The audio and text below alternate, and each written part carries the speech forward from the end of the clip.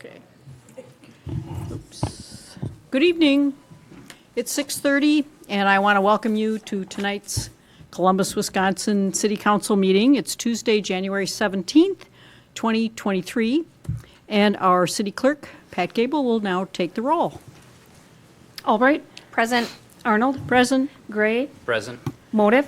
Present. Reed. Here. Rolke. Present. Steiner. Here.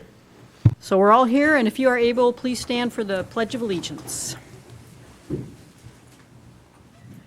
I pledge allegiance to the flag of the United States of America and to the republic for which it stands, one nation, under God, indivisible, with liberty and justice for all.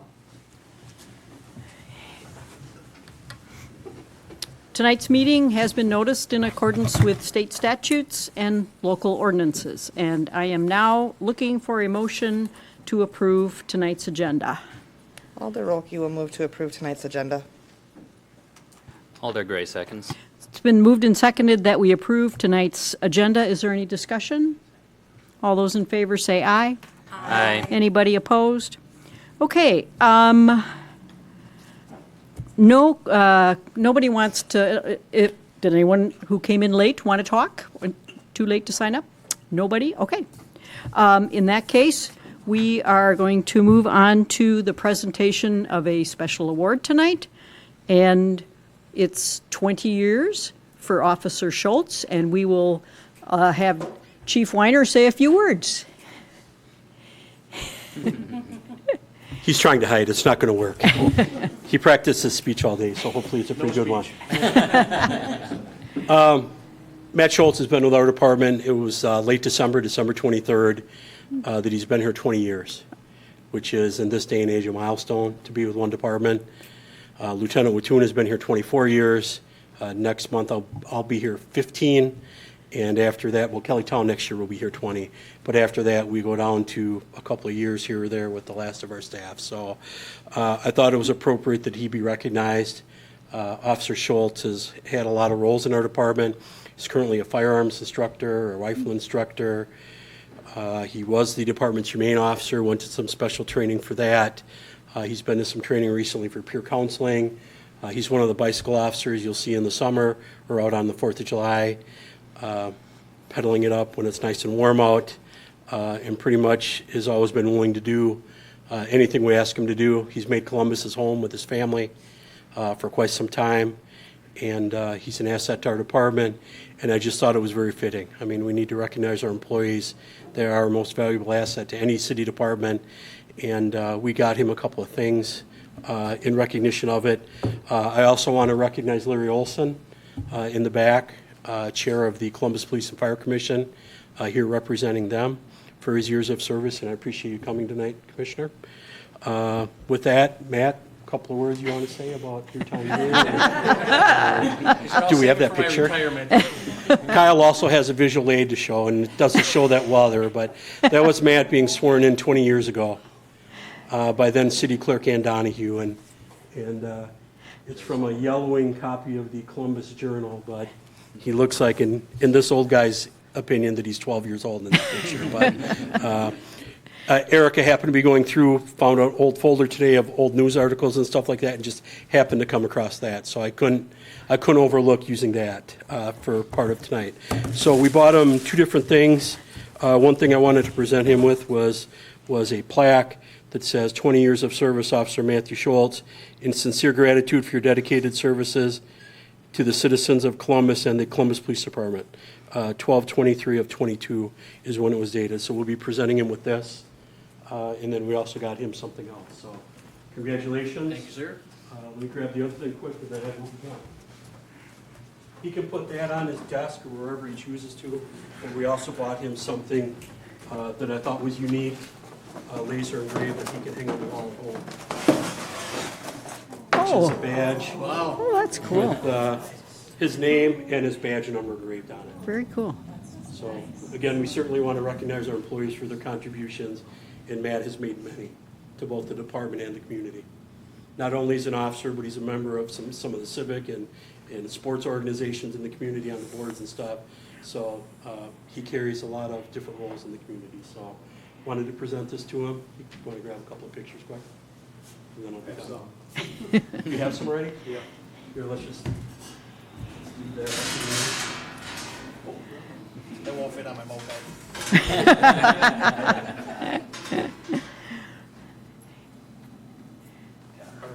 All right, thank you for allowing me. Yes, to do thank you.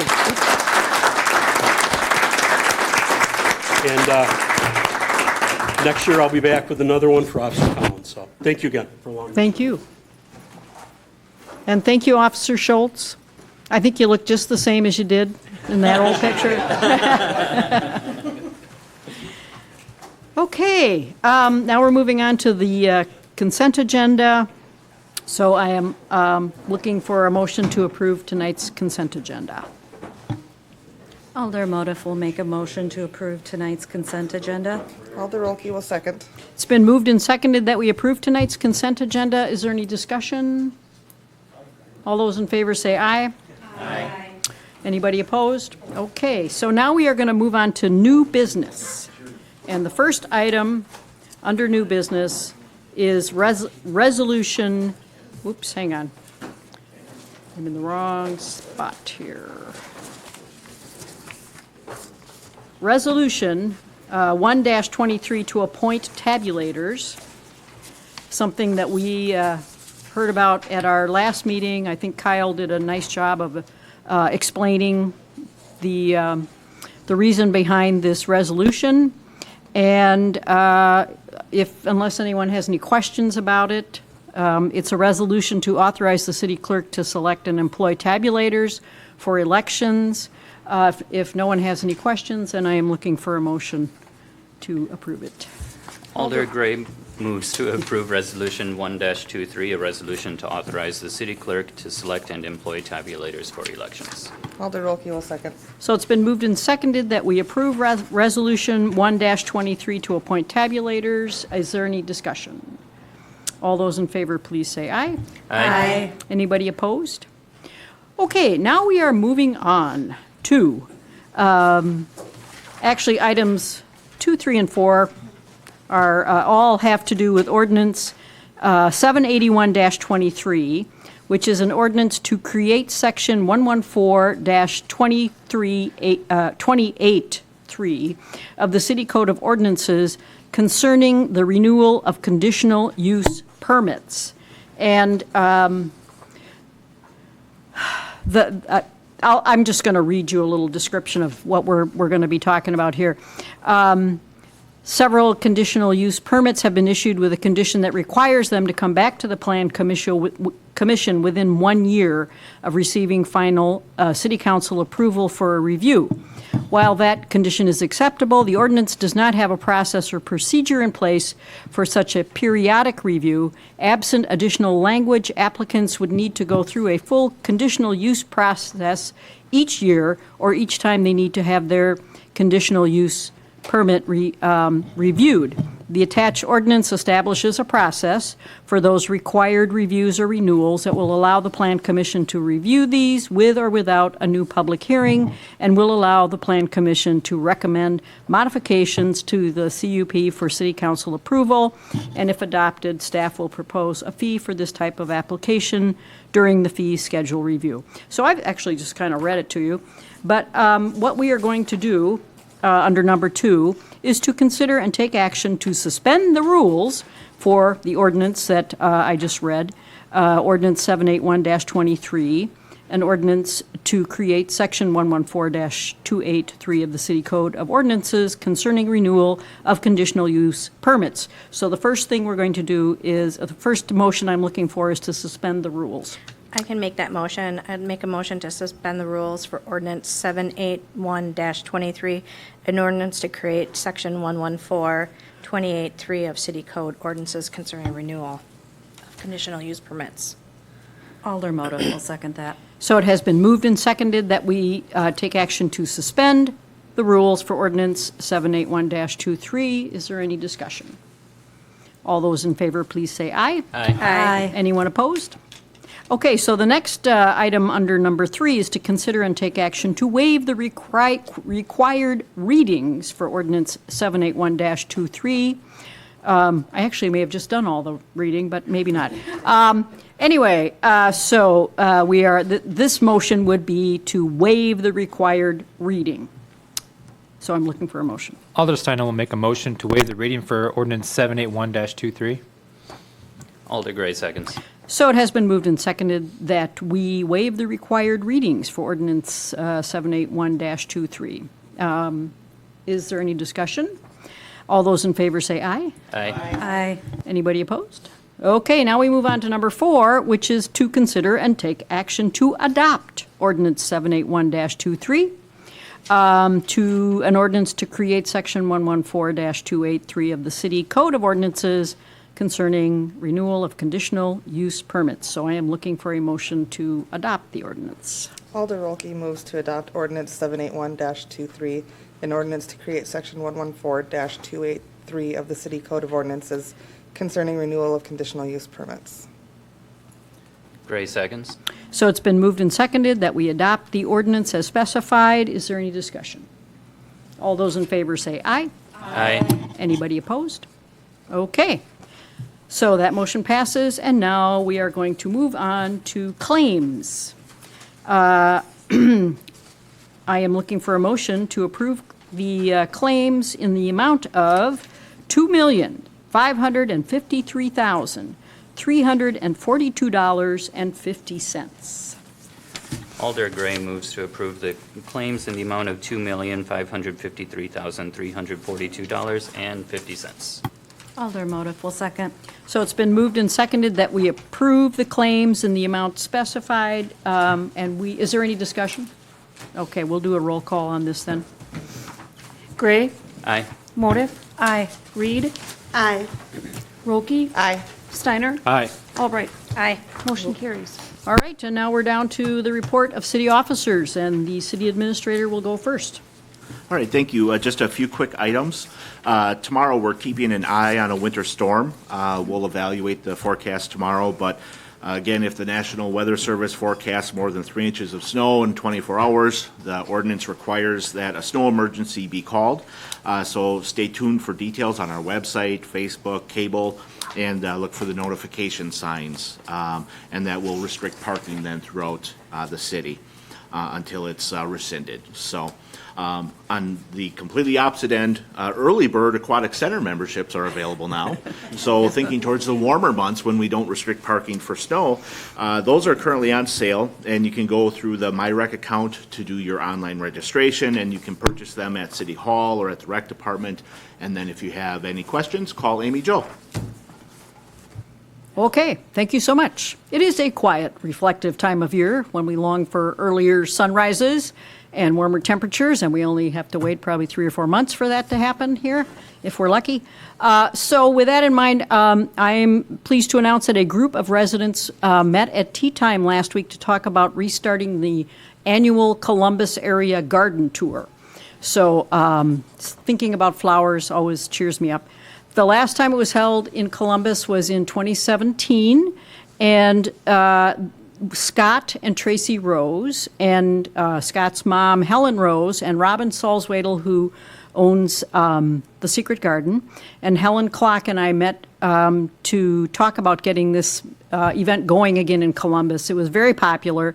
I think COVID probably helped put the kibosh on it for a while. It is a free, self-guided tour of noteworthy gardens and outdoor spaces, and we're hoping that both past and new participants will be interested. Tentative date has been set for the first Sunday in June. We're going to be meeting again, and more information can be found on at least one of the Columbus Facebook group pages. And I will also be providing more updates as we get them, but this is exciting news for Columbus. And I also tonight would like to congratulate Columbus Utilities' Dalton Hiley, who was honored last week at the Apprentice Graduation Banquet as a new member of the trade and a graduate of the Apprentice Line Workers class. Congratulations to Dalton. This is quite, a really nice addition to the Columbus utility, and we're so proud of Dalton for doing this. and we want to thank him for his contributions to the utility. I also want to recognize Tony Durr, who passed the wastewater general exam in December, and thanks to both of these guys for all they do for Columbus, and congratulations to them both. And that's all I have tonight, too. So I think we did set a record, 15. So now I'm looking for a motion to adjourn. Alder Gray moves to adjourn. Alder Wilkie will second. It's been moved and seconded that we adjourn. All those in favor say aye. Aye. Anybody opposed? Okay.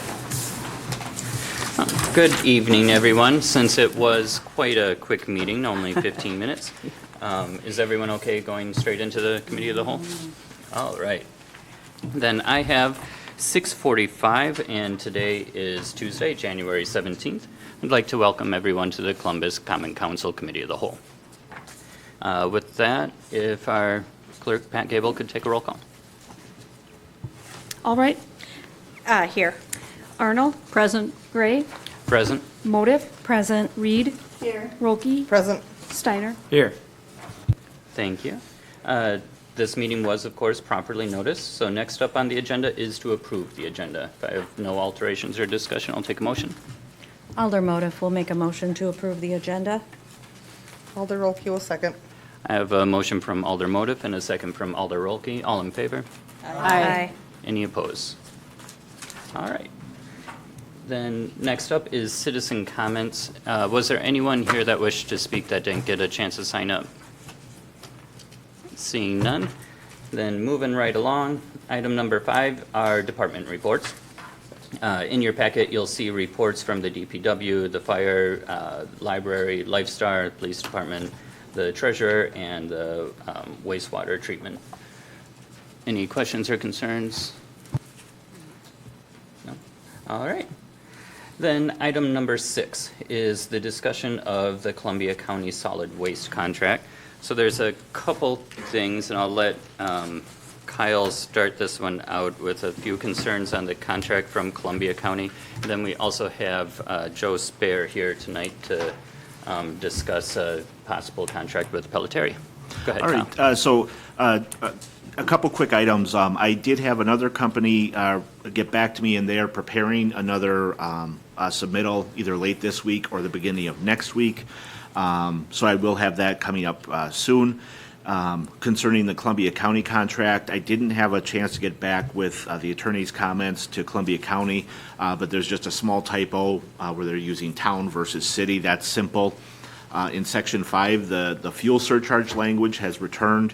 And then in Section 6, also pointing out that the county has the right to pass along any increases in surcharges or taxes that it has to pay to the city. So if they have any tipping fees that increase, or if they don't negotiate well, or any fees occur to them, they're not really at any risk. We bear all the risk from their negotiations or lack of negotiations. So that's just something to be aware of. And then Section 10, where it talks about the contract, kind of contradicts Section 1, where Section 1 talks about automatically renewing for one-year terms. Section 10 talks about how the city would have to request the county to extend the term, and those are contradictory. And in the second instance, where the city has to request an extension, there's not really any indication if the county's obligated to accept that, and what the outcome would be if they are not willing to extend that. So those are just things that we would want to, if we're pursuing the county contract, to probably clear up before we kind of finalize it. Thank you, Kyle. Did anyone else have any questions or thoughts on the Columbia County contract? Okay, seeing none. Joe, if you'd like to come up to the stand, or you probably have a handout for us first? Yeah. Oh. You, okay.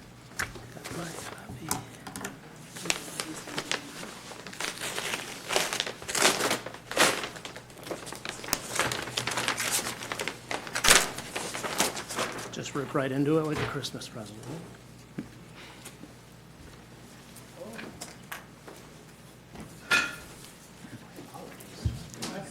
This is why we can't have nice things.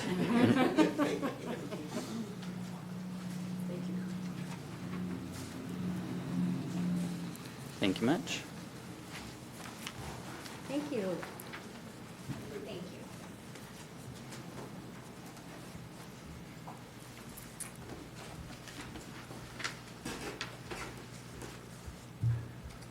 Is there a fire button on this mic? Oh, you're on already? Oh, You're good. okay, perfect.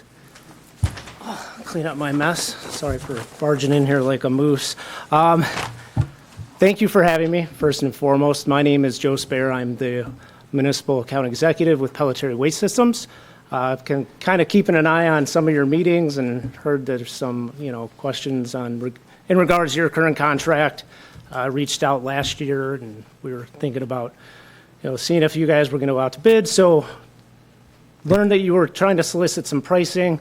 This is very reminiscent of a similar process we went through with your neighbor Fall River last year. It was us, Columbia County. There was a company called LRS who bid on their curbside service, and we were fortunate enough to be awarded that service. Don't believe we were the lowest priced, but there are very unique qualities to each company that you could look to partnering with. Columbia County is publicly owned.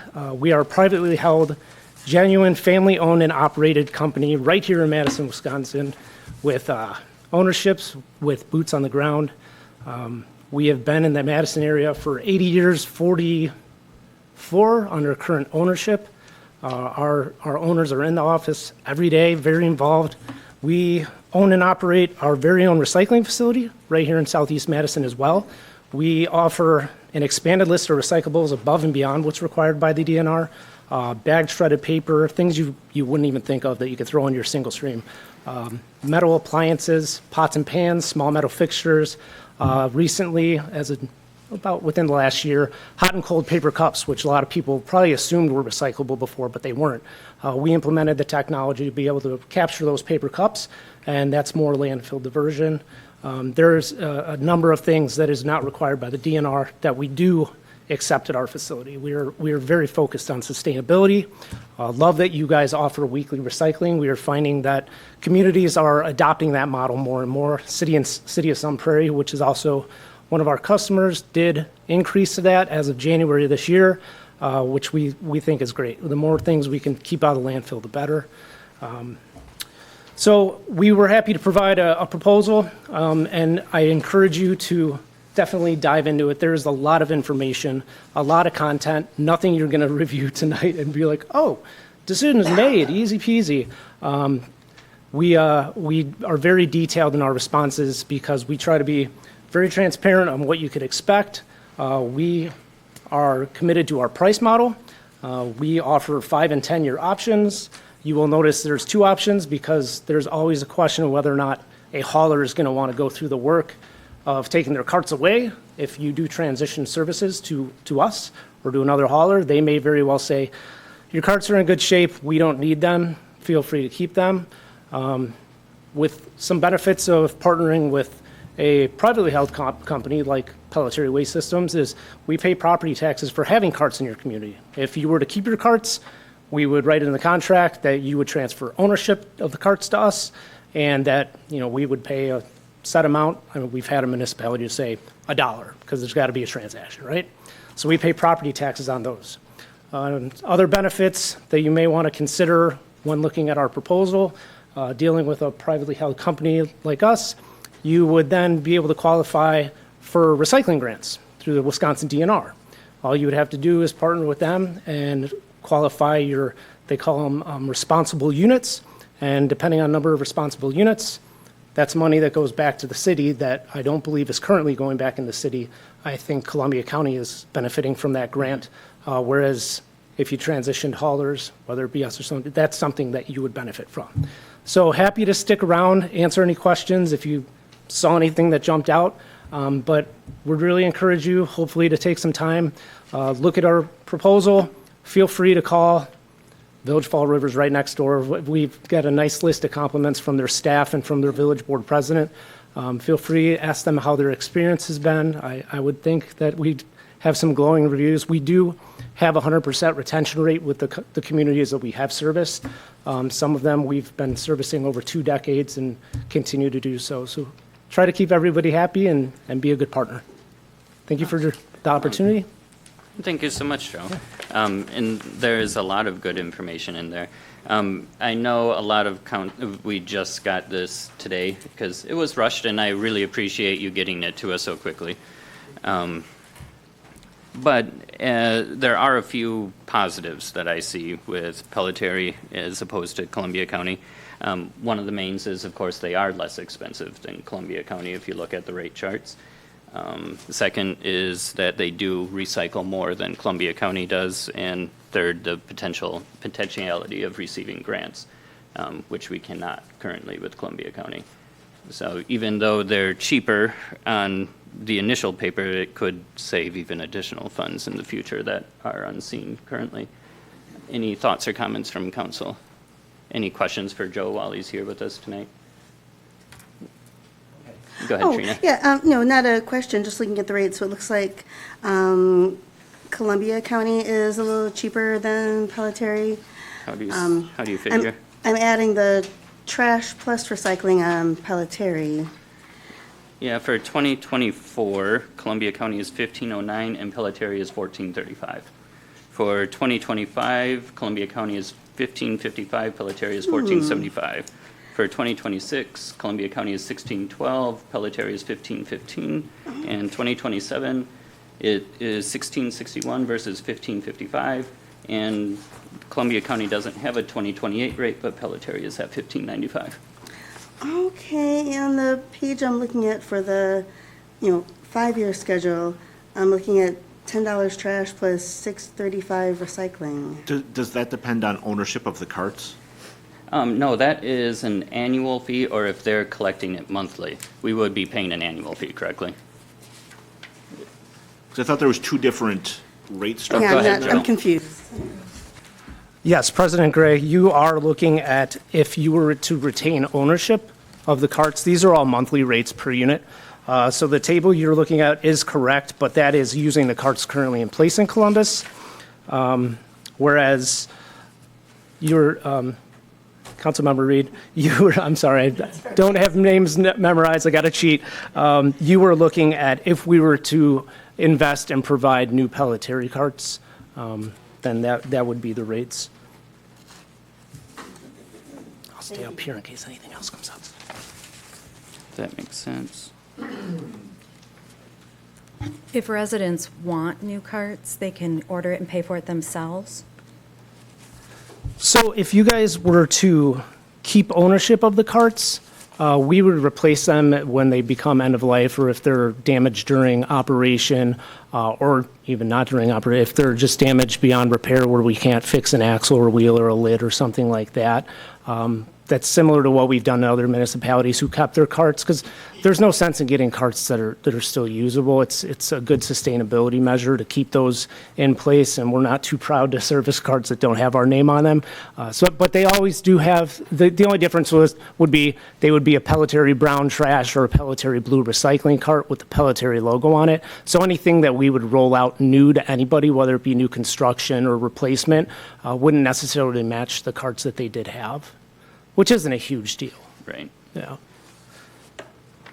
Now, I will also point out, and a number of our municipalities have taken advantage of this, especially ones that are new to us. We were fortunate enough to have 3 of our new municipalities take advantage of the 18-month, we call it the kick the tires option, where they start on a 5-year term with 5-year pricing and then opt into the 10-year term because they're satisfied with our service. They want to lock in those guaranteed rates for an additional cost savings.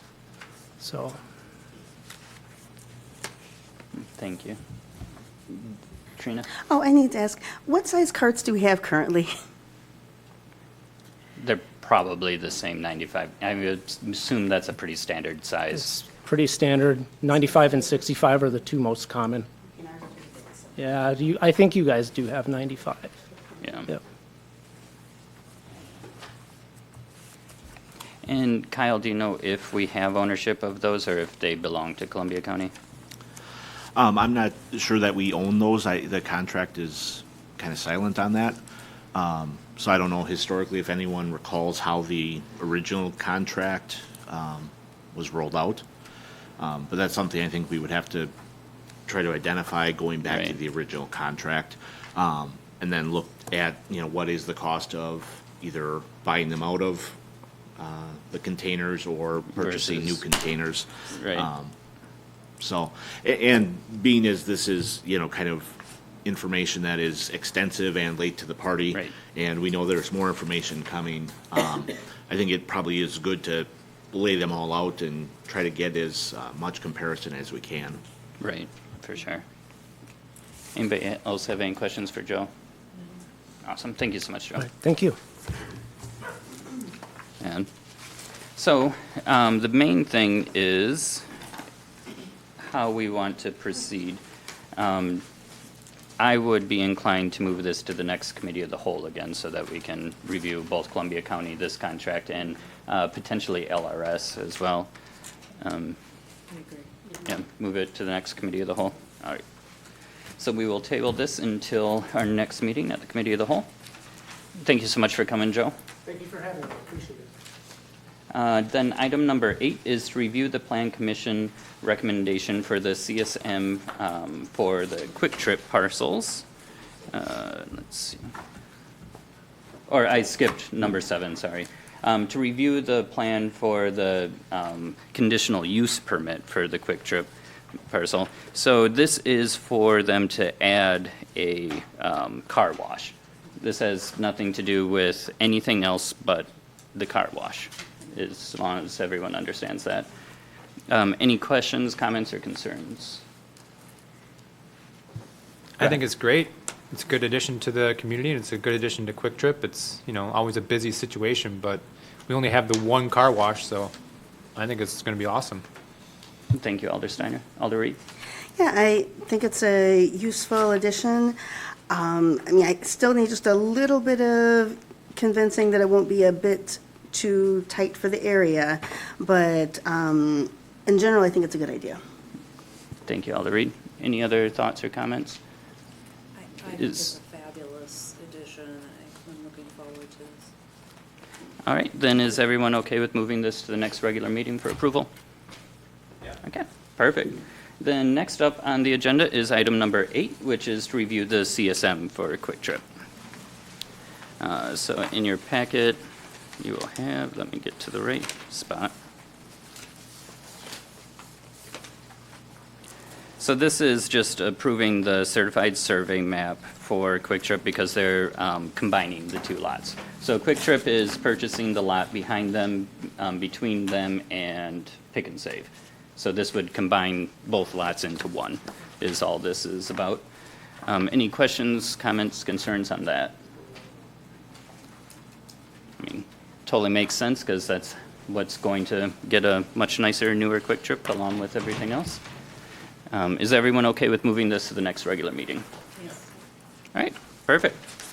Then next up on the agenda is to convene to close session per 19.851E, deliberating or negotiating the purchase of public properties, the investment of public funds, or conducting other public business whenever competitive or bargaining reasons require a closed session, specifically to discuss potential developments in the city of Columbus, TIF 6 and 1400 Park Avenue.